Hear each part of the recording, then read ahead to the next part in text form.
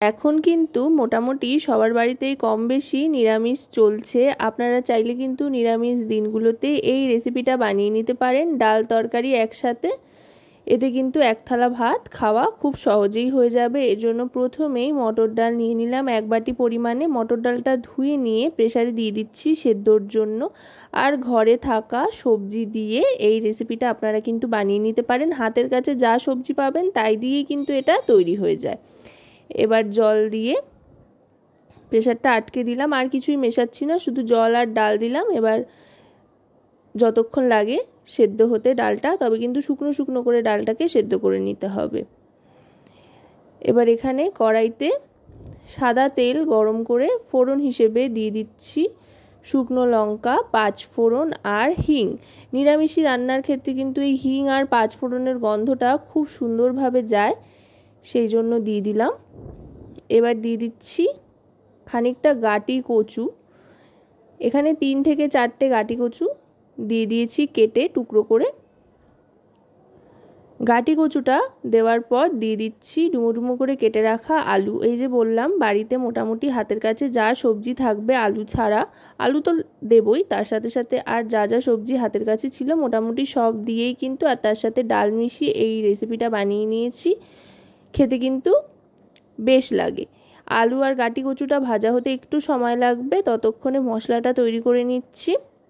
প্রথমেই দিয়ে দিলাম এখানে হলুদ গুঁড়ো 2 টিস্পুন পরিমাণে, তারপর দিয়ে দিচ্ছি রোস্টেড ধনে আর জিরে গুঁড়ো 2 টিস্পুন পরিমাণে, লঙ্কার গুঁড়ো 1 টিস্পুন পরিমাণে, আর দিয়ে দিচ্ছি পরিমাণ মতো নুন। এবার জল দিয়ে মিশিয়ে নেব। এদিকে আলু আর কচু যেটা ছিল সেটাও বেশ অনেকটাই ভাজা ভাজা হয়ে এসছে, বেশ একটা লালচে রং চলে এসছে কিন্তু এর মধ্যে। এবার এতে দিয়ে দেব আরও যেই সবজিগুলো কেটে রেখেছি সেগুলো। প্রথমেই দিয়ে দিচ্ছি পটল।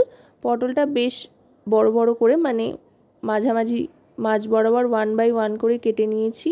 আর দিয়ে দিচ্ছি 3টে থেকে 4টে কাঁচা লঙ্কা। এবার দিয়ে দিলাম কুমড়ো আর বেগুন, সবগুলোই মোটামুটি ডুমো ডুমো করে কেটে রেখেছি। আর এবার এই সবজিগুলো একটু ভেজে নিতে হবে। গ্যাসের ফ্লেমটা মিডিয়াম টু হাইয়ের দিকে রেখেই সবজিগুলো ভাজতে থাকতে হবে। আপনারা চাইলে প্রত্যেকটা সবজি আলাদা আলাদা করেও ভেজে নিতে পারেন, তবে তাতে করে অনেকটা সময়ও লাগবে আর তেলও অনেক বেশি লাগবে। এইভাবে সময় অনেক কম লাগে আর তাড়াতাড়ি ভাজাও হয়ে যায়, তেলও কম লাগে, তবে স্বাদে কিন্তু খুব একটা হেরফের কিছু হয় না। তাই সব সবজিগুলো এখানে আজকে একসাথেই ভেজে নিলাম। সবজিগুলো ভাজা হয়ে এসছে মোটামুটি। এবার যে গুঁড়ো মশলার মিশ্রণটা তৈরি করে রেখেছিলাম সেটা দিয়ে দিলাম। দিয়ে এবার ভালো করে মিশিয়ে নেব। দেখুন মশলাটা দেওয়ার পর কিন্তু সুন্দর একটা কালার এসছে। এবার গ্যাসের ফ্লেমটা মিডিয়াম টু লোর দিকে করে দিয়ে বেশ খানিকটা জল দিয়ে দেব সবজিগুলো সেদ্ধর জন্য। জল দিয়ে সবটা একদিক করে নিচ্ছি। এটা কিন্তু অনেকটা আমরা যে 5 তরকারি বানাই তার মতোই হচ্ছে, তবে 5 তরকারি অনেক সময় বা 5 মিশালি তরকারি অনেক সময় আমরা জল ছাড়া বানাই, তবে আজকেরটা জল দিয়েই বানাচ্ছি। যেহেতু ডালের ব্যবহারও হবে সেই জন্য জলটা দিয়ে দিলাম। দিয়ে এবার ঢাকনা চাপা দিয়ে দিচ্ছি।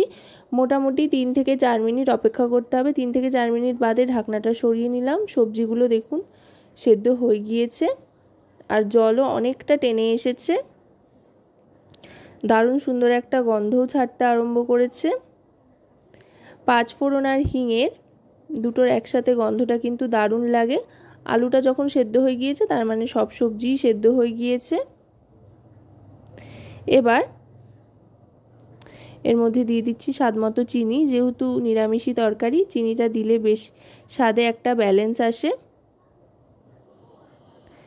চিনিটা দিয়ে ভালো করে মিশিয়ে নেওয়ার পর এবার দিয়ে দেব সেদ্ধ করা মটর ডালটা। এতে করে বেশ একটা ঘন ঘন গা মাখা মাখা ব্যাপার আসবে, যেটা কিন্তু রান্নার স্বাদকে আরও অনেক গুণ বাড়িয়ে দেবে আর টেক্সচারটাও একেবারে বদলে যাবে। ডালটা আশা করি দেখতেই পেলেন কিভাবে শুকনো শুকনোভাবে সেদ্ধ করে নিয়েছিলাম। ডালটা দিয়ে এবার ভালো করে মিশিয়ে নেব। মিশিয়ে নিয়ে যেই একটু বেশ ঘন ঘন গা মাখা মাখা ব্যাপার চলে আসবে, কাদা কাদা হয়ে আসবে, তখন এটা এবার সার্ভ করে দিচ্ছি। আশা করব রেসিপিটি আপনাদের ভালো লাগবে। ভালো লাগলে অবশ্যই রান্নাবাটি চ্যানেলটিকে সাবস্ক্রাইব করে লাইক শেয়ার কমেন্টের মাধ্যমে আমাদের পাশে থাকবেন, আর পাশে থাকা বেল আইকনটি অন করে দেবেন সবার আগে সমস্ত রকম নতুন রান্নার নোটিফিকেশান পাওয়ার জন্য।